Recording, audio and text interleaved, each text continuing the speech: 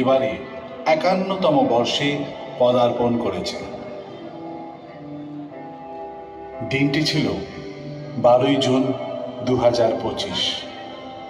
Air India plane ১৭১ Ahmedabad থেকে লন্ডনের উদ্দেশ্যে ২৪২ জন যাত্রী নিয়ে যাত্রা শুরু করল। ভারতীয় সময় দুপুর ১টা ৩৯ মিনিটে।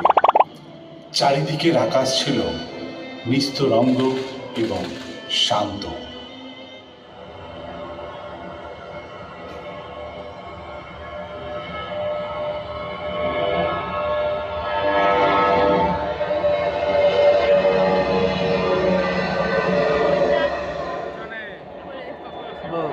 এটা প্লেন মরুদ।